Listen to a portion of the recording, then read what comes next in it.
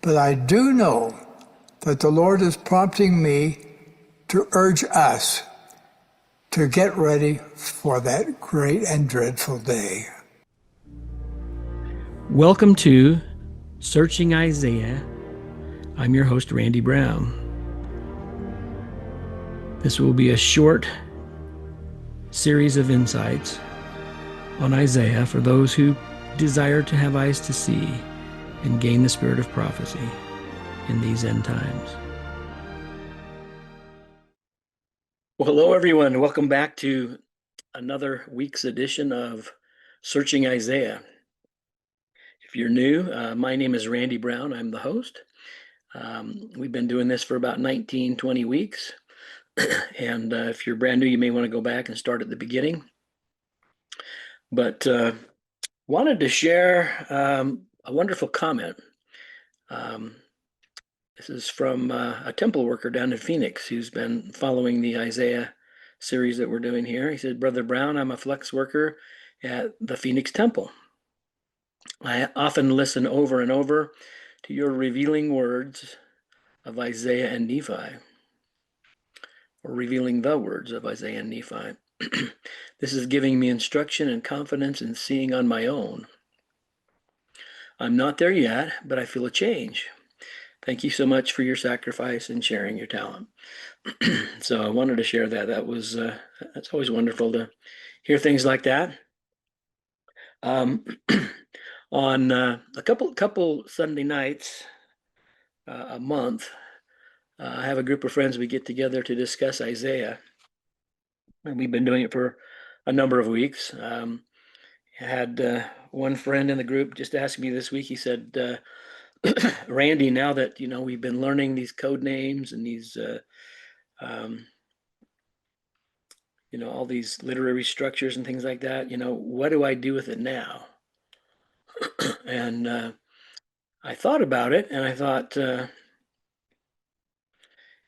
perhaps the best thing would be to jump in and start applying what you've learned in the Book of Mormon.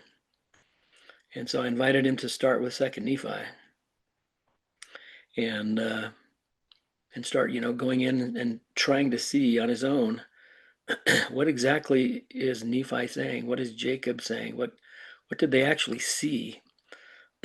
And why are they using these literary structures and code names? And Isaiah just resonates with me. It has resonated so powerfully from the moment I picked up the book Isaiah Decoded. But I feel it resonate especially strong when I see Isaiah being used in the Book of Mormon. And when I see President Nelson's talks through the lens of the Lord's promises to covenant Israel. So my question to everybody as we start this episode is, why is Nephi using Isaiah's code names and structures?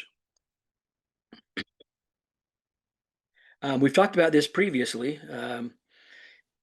Nephi uses a literary structure called bracketing that covers, 1st Nephi chapter 13 all the way to 1st Nephi chapter 22.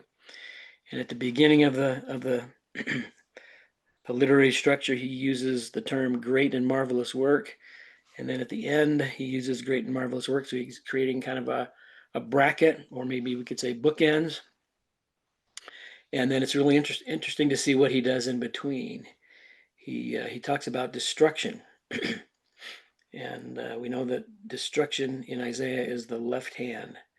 It's the character represented by the type of the king of Assyria. He puts a whole chapter in there about deliverance.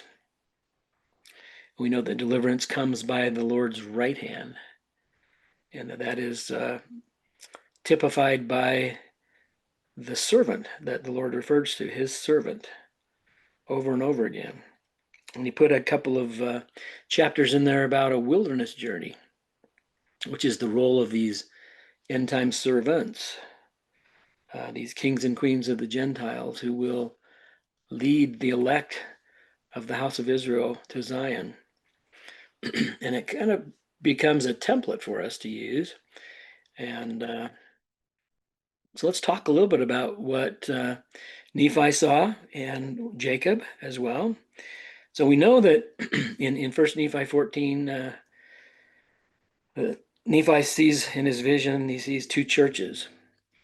And he was allowed to speak plainly of this. He talked about the church of the devil or the whore of Babylon.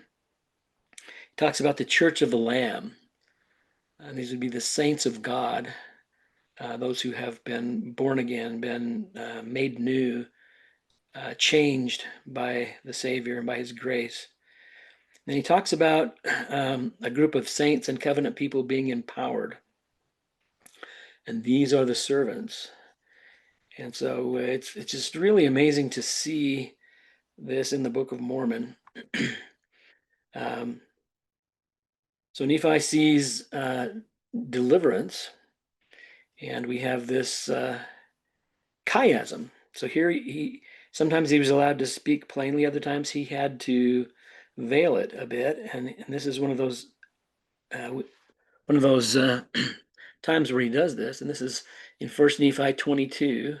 We talked about this a couple of weeks ago. In verses 8 through 12, he puts a chiasm right there for us. And as you remember, whatever is at the center of the chiasm is the prophecy.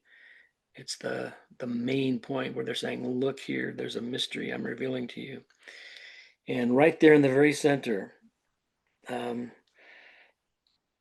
words he says are, make bare his arm in the eyes of all nations. And then he repeats it, make bare his arm in the eyes of all nations.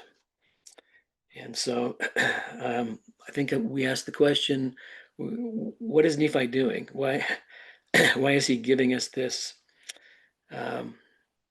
this chiasm, and why is he using code names from Isaiah? And I think it's very, very important that he's, first of all, for us to identify who his audience is, that it's us in the end time. And it's not just for anyone in the end time, it's particularly for those who will search, who will pay the price to learn to see, or have eyes to see, what Isaiah is doing and how Nephi is using it. And so in order to really understand what Isaiah is doing, and in this case, what Nephi is doing, we have to learn to see the code names and how he uses them. And so we're going to look at the word arm and how Isaiah uses this, and how if you learn to see these, you see exactly what Isaiah is talking about. This is from Isaiah 63:12. Who made his glorious arm proceed at the right hand of Moses. So whenever he puts two things in parallel, he's defining what that thing is. So here he's saying arm is equivalent to or synonymous with right hand. We've talked about the right hand before. The right hand of deliverance is the Lord's servant, who will come with power and great glory, be the leader of these servants, these empowered saints. He refers to it as his glorious arm. If you follow that word glorious through, you'll see that this servant becomes gloriously endowed for this mission. All right, and then moving on, we can see that right hand, this right hand of deliverance, is synonymous with mighty arm. So again, here in Isaiah 62:8, Jehovah has sworn by his right hand, his mighty arm. And so hand and arm are synonymous. And so this is all referring to this servant. And we're going to see a little bit more about this here in a minute when we look at what Jacob's doing. But I want to share a few things from President Nelson. And I think one of the most amazing things about studying Isaiah for me is to be able to see President Nelson's talks through these lenses that are, these eyes to see that I'm beginning to develop. So President Nelson said, this was in October of 2020, General Conference, in his talk, Let God Prevail. As you study your scriptures during the next 6 months, I encourage you to make a list of all that the Lord has promised he will do for covenant Israel. I think you will be astounded. That really stuck with me. And I believe that it was shortly after hearing that talk that I decided I'm going to dive into Isaiah and start trying to figure out how to understand it. And then in April of 2020, that same year, but in April, President Nelson gave a talk called Hear Him. And he said, we have front row seats to witness live what the prophet Nephi saw only in vision, that the power of the Lamb of God would descend upon the covenant people of the Lord. And so that began to make sense to me, what he was talking about, and it's because of these Isaiah code words. So let's look a little bit further. So we were in 1 Nephi 22. We're going to skip a few chapters ahead to 2 Nephi chapter 6 and look at what Jacob's doing and what Jacob's telling us. So in 2 Nephi 6, starting in verse 6, he starts speaking in Isaiah language. I will lift up my hand. Okay, there we see hand again. And color this in yellow. He's talking about his right hand, this hand of deliverance, to the Gentiles.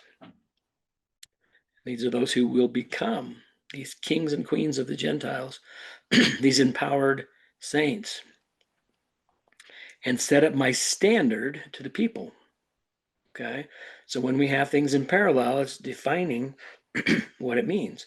So we have hand here, he's lifting up his hand, and here he's setting up his standard. So hand would be synonymous with standard. So if hand is this Lord's servant who comes before him to prepare the way, that's also the standard that Jacob's telling us about. And we see here Gentiles is in parallel with the people. And they, who are they?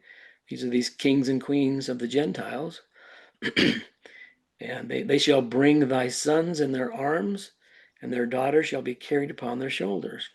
So this is the work of these kings and queens of the Gentiles. This is the work of faithful saints who keep covenant and who have this foreordained mission and purpose to perform a mighty work as empowered saints in this great and marvelous work. And then in verse 7, and kings shall be thy nursing fathers.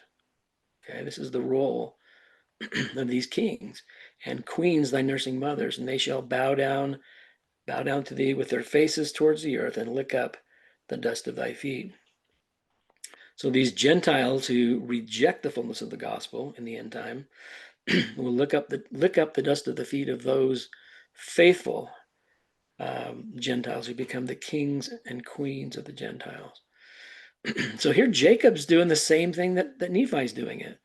He's telling us in an encoded way that this physical deliverer is coming. He's not talking about a spiritual deliverer. It's a temporal deliverer. Our spiritual deliverer is Jesus Christ. He's talking about this physical deliverer, temporal deliverer.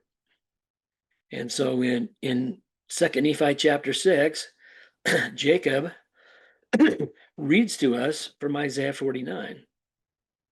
Isaiah 49 is all about deliverance. It's all about this standard or this ensign. And this is one of the things that Avraham Gileadi discovered as he was translating Isaiah, is that in the King James Version, they break out ensign, standard, and there's another one. We'll get to it here in a minute, but there in Hebrew, it's all ensign. Okay, so yeah, we'll get to that in a minute. But here again, Jacob is telling us here in the end time that this physical or temporal deliverer is going to come, who he refers to as his right hand, his arm, his ensign or standard. He says again, lift up mine hand, set up my standard or ensign. So hand or standard, also translated as ensign. Okay, so in are both Isaiah terms for this end time servant of the Lord. Ensign, standard, and banner. Those are the three words. The King James translates it into three separate words: ensign, standard, or banner, which is the Hebrew word nes, N-E-S. It means ensign, and it's all one word in Hebrew. So just some kind of inconsistencies, perhaps, with the King James Version in their manner of translating. And they shall bring thy sons in their arms, and their daughters shall be upon their shoulders. So their mission is to bring the elect to the church of the firstborn.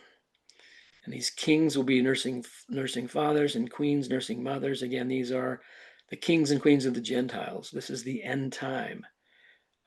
So it's, as we seek to understand these Isaiah verses in 2nd Nephi here in the Book of Mormon, it's important that we know that they're talking about the end time. They're talking about us, talking about what's at our door. And we know they're talking about what John refers to in the book of Revelation as the 144,000. And this is the mission of Ephraim, to ascend to these levels where we can be proxy saviors and ministers to these elect of the house of Israel that the Lord has promised Abraham he would save, that he would redeem them.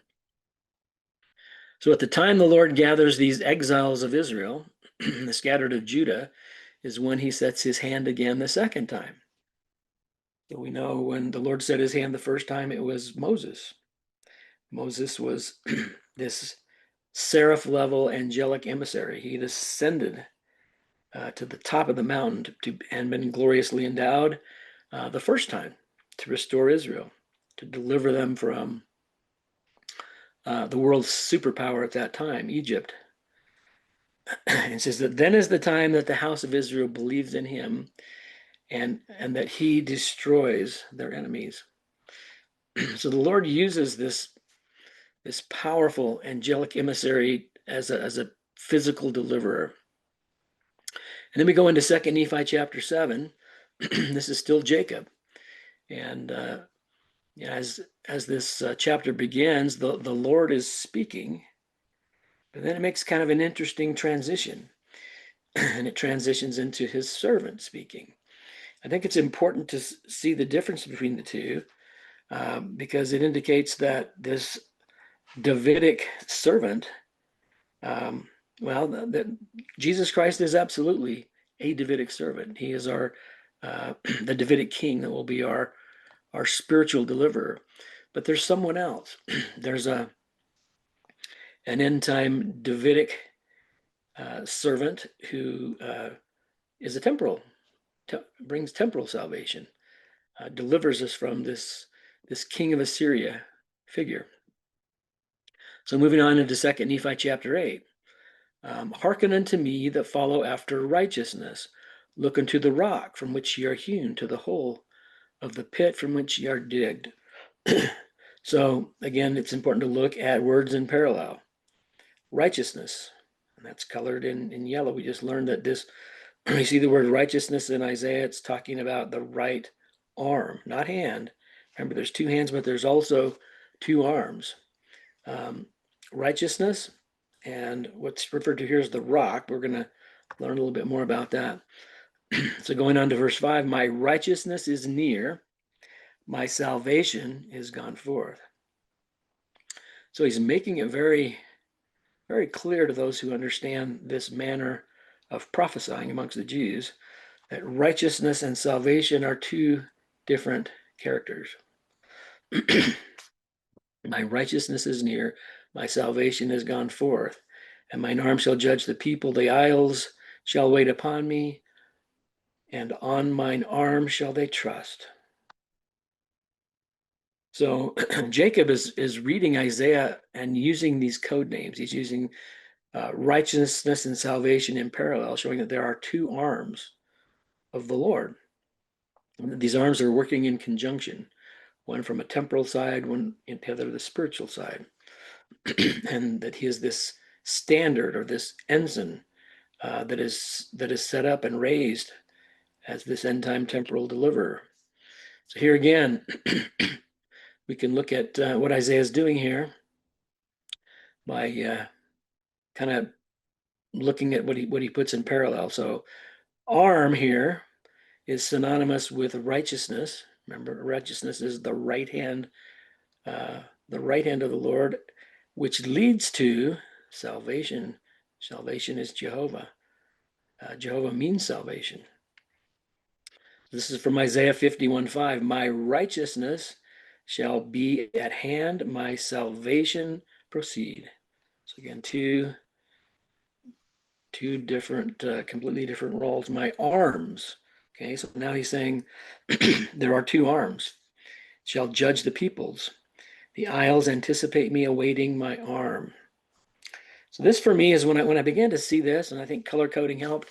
You can begin to decipher what Isaiah is saying, what Nephi is saying, what Jacob's saying, and it just really, really opens up the Book of Mormon. And for me, this became, this did probably, I don't know, I'd just say it really, really strengthened my assurance of the Book of Mormon and what it actually is.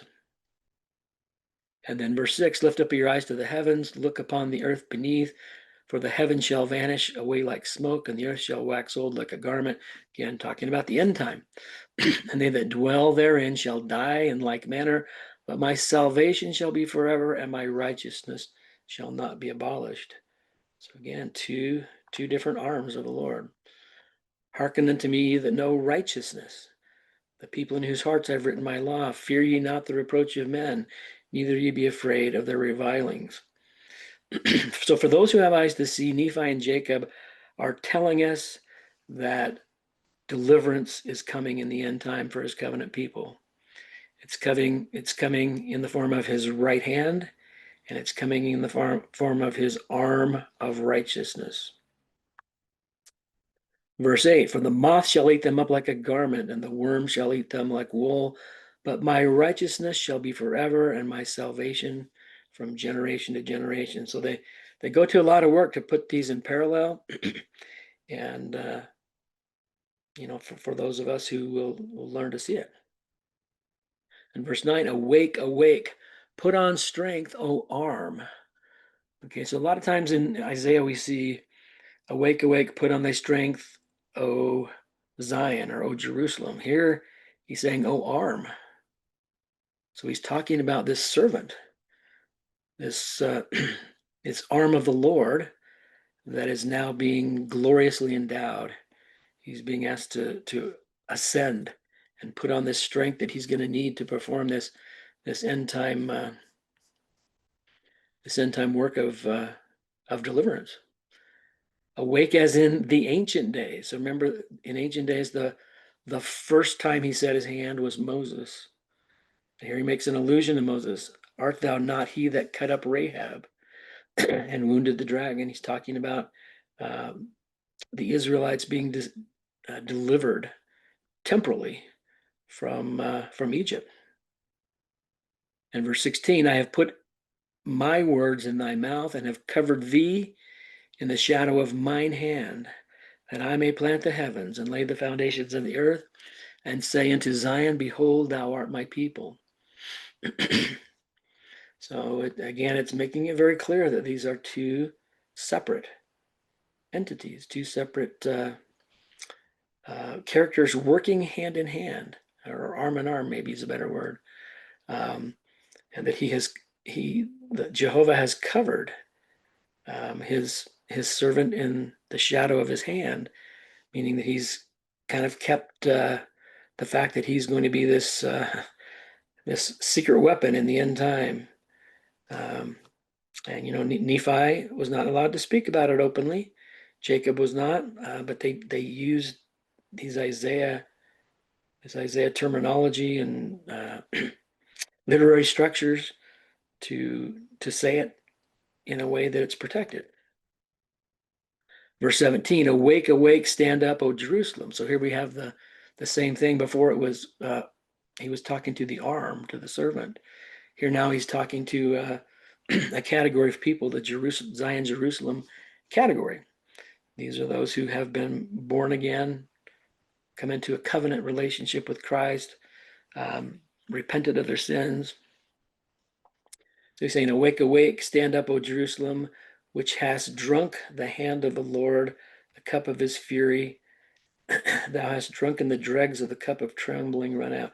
So even his covenant people, before Zion is redeemed, will go through a descent phase. They will go through having to patiently endure this king of Assyria, who here is referred to as the cup of his fury and the cup of trembling wrung out. But this is a sanctifying experience. This is a descent phase that prepares them to ascend, to awaken, arise to the next level up, the son servant level. And here in verse 19, we see something really interesting. These two sons are coming to thee, who shall be sorry for thee, thy desolation and destruction, and the famine and the sword. By whom shall I comfort thee? And this is this links to Revelation 11:3, where John reveals to us these two witnesses that will be at Jerusalem. So again, even more proof that this is an end time scenario that Nephi and Jacob are talking about. They're talking to us and preparing us. And I will give power unto my two witnesses, and they shall prophesy 1,260 days, clothed in sackcloth. So this is that last 3.5 years before Armageddon and before the Savior descending on the Mount of Olives. But during this time, these kings and queens of the Gentiles are going out and rescuing the elect of Israel. So like President Nelson says, covenant Israel has these amazing blessings. And then verse 24, awake, awake, put on strength, O Zion, put on thy beautiful garments, O Jerusalem, the holy city. From henceforth there shall no more come into thee the uncircumcised and the unclean. And so this Zion, Jerusalem category is going through this descent phase at the same time that the Lord is cleansing the earth of this Babylon category, the uncircumcised and the unclean, those who are not in covenant with him. And again, inviting them that through this, they can ascend and become a celestial people. Then verse 25, shake thyself from the dust, arise, sit down, O Jerusalem, loose thyself from the bands of thy neck, O captive. So he's saying this Zion, Jerusalem level for a time will be captives to this king of Assyria, who is the Lord's left hand, who's doing this strange work of the Lord in cleansing this celestial category, this Babylon category, in preparation for Zion to be redeemed. So what are Nephi and Jacob doing? Can we develop eyes to see what they're really doing, what they're really saying? And I just made a list of some of the things that I see in these beginning chapters of 2nd Nephi, that God absolutely keeps his part of the covenant. That is beyond question. And that power is infinite. It's beyond our comprehension. And that he will deliver his people, but he does it in a covenant structure. He does it, following this spiritual ladder that we've been seeing and learning about. Why didn't the Lord just come down and deliver the children of Israel himself? Why did he send a temporal deliverer someone who had ascended and was coming now down and invoking a Davidic covenant for his people. And this is the same pattern, that he always follows these patterns, these covenant patterns. So he will deliver his people. Zion will be redeemed and delivered. He will prepare a powerful temporal deliverer and powerful servants, the kings and queens. And he will raise up the arm of righteousness and prepare a way for the arm of salvation. So Nephi and Jacob have shown us that the Lord is going to provide this deliverer. They are true to the Lord's commandment for them to not speak about it openly and plainly, as Nephi was usually prone to do. They kept it encoded to only be understood by those who have eyes to see. And so now that they've done that, they're going to go on, and Book of Mormon prophets throughout the rest of the Book of Mormon are going to be inserting types. every story, everything in the Book of Mormon now is a type of something that happened in their day that is a prophecy of things that will happen in our day, that they will play out very similarly. And they do this as a prophecy for us to know the events coming in our day. And so I'd like to give everybody a homework assignment. I think we've come far enough in our looking at all these different ways that the Jews prophesied, the code names, the linking words, the the literary structures. So the assignment would be to go through all of the Isaiah chapters in 2nd Nephi. Just take them one by one and look at it and analyze it. And maybe you can get a fresh copy of the Book of Mormon that's not marked and go through and color code it. And ask yourself, what are Nephi and Jacob telling us? What are they seeing? What are they prophesying about America? Because remember, the Book of Mormon is a prophecy about America.